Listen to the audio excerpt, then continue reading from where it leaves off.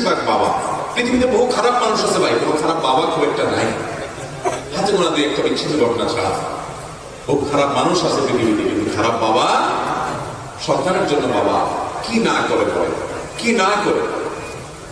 যত বাবা দেখেছে, আপনারা নিজেরা যারা বাবা আছেন, কোথাও ভালো কোনো খাবার যদি দেয় কেউ, আপনি যদি কোনো জায়গায় যান ভালো কোনো খাবার সার্ভ করা হয়, তো সেই খাবারটা দেখার পর যদি আপনার সন্তান থাকে, সবার আগে মনে পড়ে সন্তানের কথা। এত সুন্দর টেস্টি খাবারটা যদি আমার ছেলেটার জন্য নিয়ে যেতে পারতাম, বা মেয়েটা যদি তার সাথে শেয়ার করতে পারতাম, মনে পড়ে কি পড়ে না বলে। কিন্তু আমরা বেশিরভাগ মানুষ বড় অত্যাচারী, বড় অবিচারী। আমাদের মা বাবা জীবদ্দশায় তো তাদের প্রতি আমরা হক আদায় করতে পারি না, মৃত্যুর বড় তাদের জন্য আমাদের হক আদায় করা হয়। ভাইরা আমার, বাবা মার জন্য দেখেন কি দোয়া আল্লাহ শিক্ষা দিয়েছেন, রব্বির হামহুমা কামা রাব্বায়ানি সগীরা। আল্লাহ আমাকে ছোটবেলা আমার মা যে মায়া করেছে, আল্লাহ আব্বা জান যে মায়া করেছে, যে স্নেহ করেছে, নিজের শরীরের চামড়া দিয়ে যদি জুতা বানিয়ে দেওয়া হয়,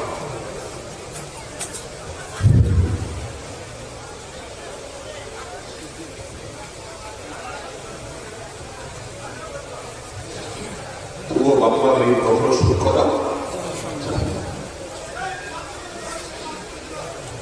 আমার চামড়া দিয়ে যদি আমার বাবার খালি জুতা বানিয়ে দিই,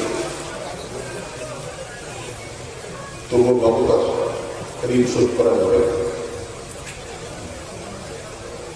মসজিদে হারামে এক ব্যক্তি তার মাকে কাঁধে নিয়ে, হজের মতো কঠিন কষ্টসাধ্য কাজ, একাই চলা যায় না হজে, কোথায় আরাফাত, কোথায় মিনা, কোথায় মুজদালিফা, কোথায় মক্কা, তাওয়াফ, সাই, জামারাতে পাথর মারা, একই দিনে এত কাজ, মাইলকে মাইল হাঁটা, লক্ষ লক্ষ মানুষের ভিড় ঠেলে, কঠিন কাজ।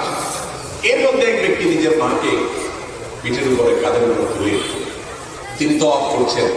এক সাহাবীকে দেখে বলছেন, আমি আমার মায়ের হক নিশ্চয় আদায় করেছি।